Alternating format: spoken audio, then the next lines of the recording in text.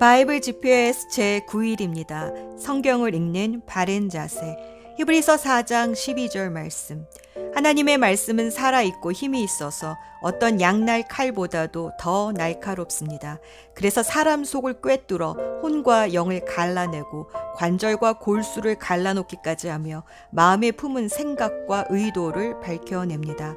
성경의 말씀은 양날 칼보다 더 날카로워서 사람의 영혼을 갈라낸다고 히브리서는 말합니다. 이 말씀을 읽다 보면 레위기의 제사가 연상이 됩니다. 제사자는 제물을 죽이기 전에 그 머리에 손을 얹고 자신의 죄를 고백하면 자신의 죄가 그 희생 제물에게 전가가 됩니다. 그리고는 칼을 들어 제물을 죽이고 가죽을 벗기고 각을 뜨고 머리와 기름을 떼어내고 내장과 정강이를 씻어냅니다. 그렇게 다 점여진 고기를 제사장에게 주면 제사장은 그 짐승을 번제단 위에 올려놓고 태웁니다. 때로 하나님의 말씀은 이때 쓰이는 칼 같습니다. 나를 가차없이 찌르고 쪼개어 내 안에 숨겨진 모든 생각들과 죄들을 드러내어 주시고 씻어 주십니다. 그리고 번제단 위에 말씀으로 드러낸 내 모든 죄들을 불살라 주십니다. 사실 순종은 이렇게 말씀 앞에서 내가 죽어야 할 수 있습니다. 다 죽어 순종하면 차라리 편안한데 아직 죽지 않은 채로 제단 위에서 불살라지려면 그렇게 분통이 나고 화가 납니다. 오순절 성령이 강림하고 베드로가 예루살렘에서 복음을 증거할 때에 이 말씀의 칼이 말씀을 들은 사람들의 마음을 찔렀습니다. 그래서 그들은 이렇게 물었습니다. 사도행전 2장 37절 말씀. 사람들이 이 말을 듣고 마음에 찔려서 형제들이여 우리가 어떻게 하면 좋겠습니까? 말씀이 우리를 찌르면 어떻게 하면 좋을까요? 베드로가 대답했습니다. 회개하십시오. 그리고 여러분 각 사람은 예수 그리스도의 이름으로 세례를 받고 죄 용서를 받으십시오. 그리하면 성령을 선물로 받을 것입니다.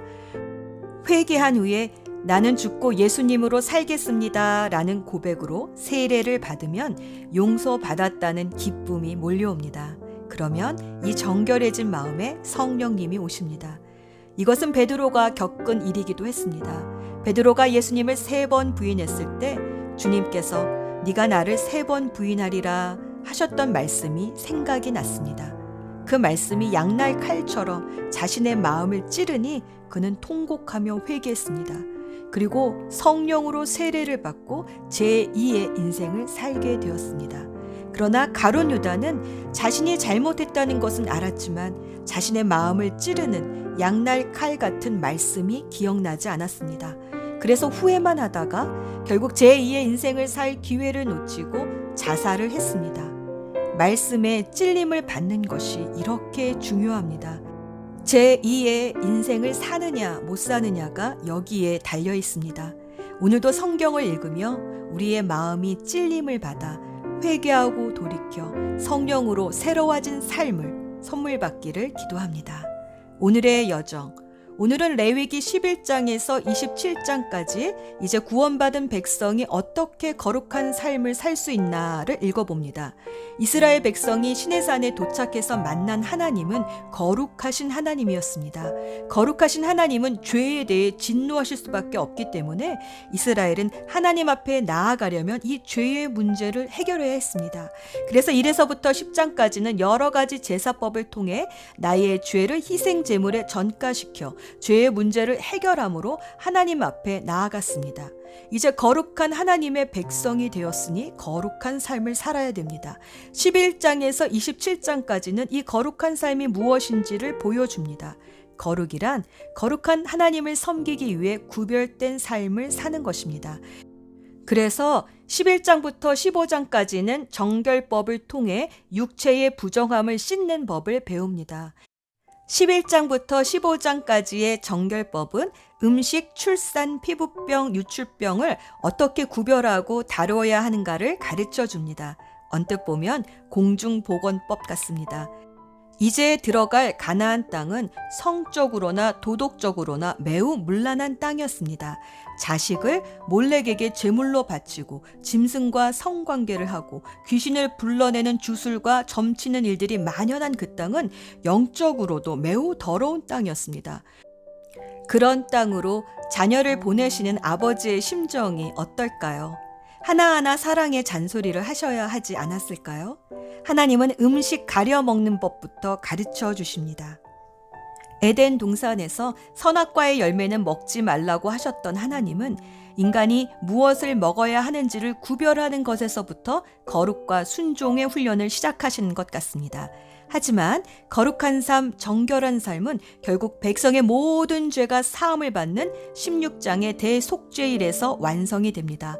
특히 대속죄일은 온 백성이 하루 종일 금식하며 회개하고 1년에 한 번 대제사장이 지성소에 들어가 백성의 죄를 속죄하기 위해 2마리의 순념소를 준비하는데, 한 해는 희생제물로 드려서 지성소에 피로 뿌려지고 또 다른 한 마리는 백성의 모든 죄를 짊어지고 광야로 나가 죽습니다. 이렇게 1년에 한 번 백성의 모든 죄가 사해지는 날이 대속죄일입니다. 이렇게 정결해진 백성들은 이제 거룩한 삶을 살아야 합니다. 17에서 27장까지는 거룩한 삶을 살도록 관계 안에서 지켜야 할 성결법을 주시는데, 그 핵심은 바로 19장 18절에서 너는 너의 이웃을 내 몸처럼 사랑하여라 입니다. 거룩한 삶은 거룩하신 하나님과의 친밀한 관계 속에서 유지되기 때문에 1년 내내 7절기를 제정하셔서 하나님의 구원과 은혜를 기억하게 하셨습니다. 레위기 26장은 레위기 전체에서 일러주신 율법에 순종하면 복을 받지만 불순종하면 심판과 저주를 받을 것이라 경고하십니다. 마치 선악과를 따먹으면 정령 죽으리라 하신 최초의 명령의 연장선 같습니다. 특히 우상 숭배로 하나님을 떠나면 여러 이방 나라의 포로로 흩어질 것에 대해 이미 여기서 경고를 하셨습니다. 예수 전망대. 이스라엘 백성이 지켜야 했던 7대 절기는 예수님의 사역과 많은 관련이 있습니다. 이 7절기는 크게 유월절, 오순절, 나팔절의 세 그룹으로 나누어 볼 수 있습니다. 유대 종교 달력으로는 1월 14일이 되는 유월절과 그 다음 날부터 일주일간 누룩을 넣지 않는 빵을 먹으며 고난을 기억하는 무교절은 한묶음입니다. 초실절은 무교절 기간 중에 있는 안식일 바로 다음 날 제사장이 보리의 첫 곡식단을 흔들어 바치는 요제로 드리는 날입니다. 무교절 기간 중에 있지만 오순절에 연결하여 묶음을 한 것은 같이 추수를 감사하는 절기이기 때문입니다. 초실절로부터 7주간을 지낸 후에 50일째가 되는 날 밀 추수를 첫 소선으로 드리는 감사절기가 오순절입니다.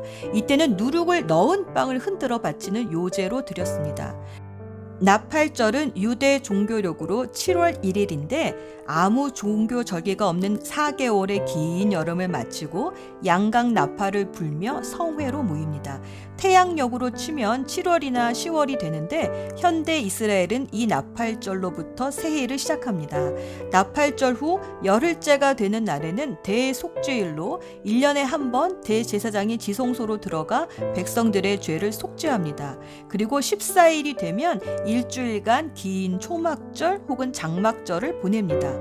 광야에서 장막 생활을 하던 때를 기념하는 이 기간 동안에는 매일 종려나무 등 잎이 무성한 나뭇가지를 꺾어 초막을 만들어 지내기도 합니다. 또 무화과, 올리브, 포도 등의 과일나무를 거두어 저장하는데, 그래서 저장할 숫자를 써서 수장절이라고도 불립니다. 이 절기들은 예수님과 깊은 관련이 있습니다. 예수님은 6월절에 십자가에서 돌아가셨는데 고린도전서 5장 7에서 8절까지의 말씀을 보면 예수님은 6월절에 어린 양으로 우리의 죄값을 치르시고 누룩 같은 우리의 모든 악독과 악의 죄악들을 없애주셨습니다. 예수님은 초실절에 부활하셨는데 고린도전서 15장 20절에서는 이것이 부활의 첫 열매로 나중에 성도들도 이와 같이 부활의 몸을 갖게 될 것을 예표합니다. 그리고 오순절, 예수님이 약속하신 성령님이 오셨습니다.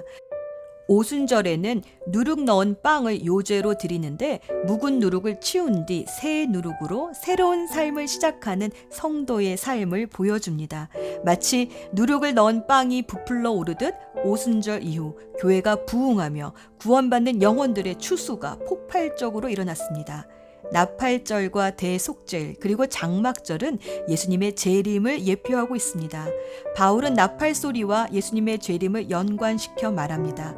장막절에 열매를 거두어 창고에 드릴 것은 드리고 썩은 것은 버리듯이 그날 우리는 삶의 열매로 주님 앞에 나아가게 됩니다.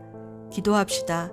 거룩하신 하나님, 오늘도 성경을 읽을 때 양날 칼보다 더 날카로운 주님의 말씀이 내 맘대로 살고 싶어하는 자기 중심성을 갈라주셔서 주님 뜻대로 사는 기쁨과 평강을 누리게 하옵소서.